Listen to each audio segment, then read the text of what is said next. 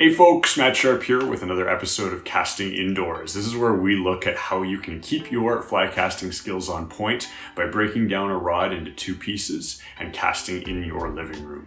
This week we are looking at a really cool cast. It's called the drop cast. It's a trick cast where you flip the fly back into your hand. Now, it can be considered a show-off cast, but what I've found is that the skills and muscle memory you're going to learn by mastering this pay massive dividends when you're out on the water doing many other things. I'm going to teach you guys how to do this, how to get it to land right in your hand, but I'm also going to show you how it's going to apply to your fishing, as well as some transitions that you can do out of this cast once it's landed in your hand, which is really going to teach you how to roll cast with a fly in your hand and get it out and away from you. As always, guys, you want to see more videos like this, hit that subscribe button and let's get into another episode of Casting Indoors.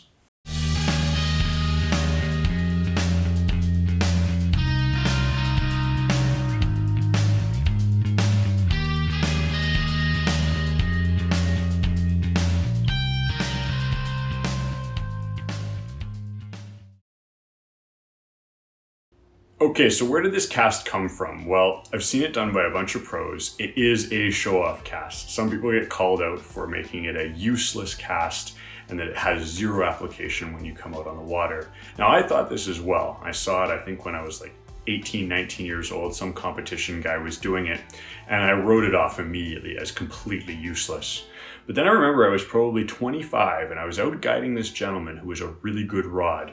And we had a spot, this one seam that was a very, very tight spot with trees hanging over our heads. And if you could make the perfect cast, there was always a couple very big, sort of 5, 6, 7 pound rainbows laying along this seam.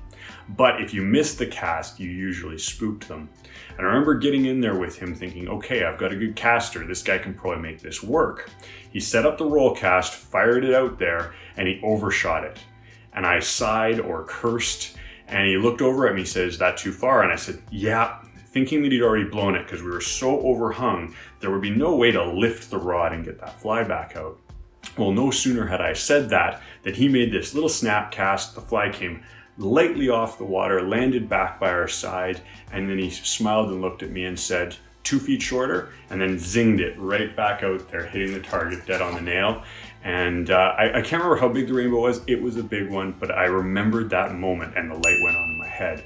Watching him do this control of flipping the line up and down and then grabbing onto your line is super useful, not maybe so much for grabbing the line, but being able to reposition where the line lands. So let's get right into it right off the hop. Let's think about the physics of what we need to do here. And we get to break out my wonderful stickman drawings to break down what's going on here. And so you can see here, we have our rod low, set up nice and easy. And what we're going to do is we're going to slowly bring that rod up, and then we're going to flick paint down at the floor.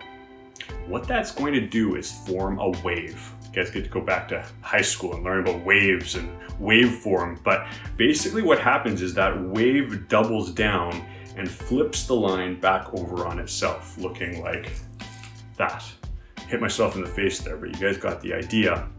And so what I want you guys to do right now is set up the house, get some room, take your 2-piece rod and make this up and then a gentle flicking paint motion down. Now, the angle at which you do it will dictate where the wave goes and where the fly lands. Your goal right off the hop is just to get the fly to land beside you. Don't even try to catch it. Just flip up and let it land. But then you're going to work on where you put it.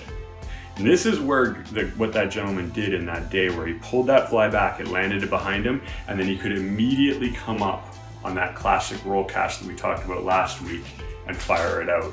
Very, very useful. You can also do this by changing the angle and put the fly over there and put the fly over here, depending on where you throw that loop. So we can come off our cack-handed side, or we can come off our good side. Ooh, I missed that one. Now, once you guys have done that, once you maybe start catching the line a little bit, I want you guys to use this as another skill as well, because we can make this into sort of a training session where you're going to roll cast out the line, working on good fundamentals, flicking that paint, hitting that canvas that we talked about in the last video, flip it up, catch the line, And then you're going to choose which side of the body you can roll cast off. And what this is going to teach you is how to roll cast with the fly in your hand. This is extremely critical when you're out flats fishing and you're walking along with a fly in your hand and all of a sudden there's a bonefish in front of you. You can do this by shifting, saying, okay, I want to go there, making your loop, putting your hand over this side of your body so it's ready to go and firing, or vice versa, picking it up, grabbing it, coming this side of your body, holding the fly out over here, and that's going to allow you to shoot and come forward.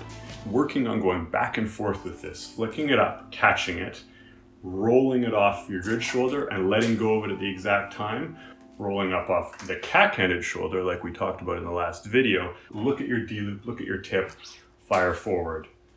Catch, grab, look at your line, put it off this side of the body and fire forward. Super fun to work back and forth with this. Get really good with it. Get really precise. See if you can actually physically land the fly right in your hand. But the better you're versed with this, the better you can go back and forth with this.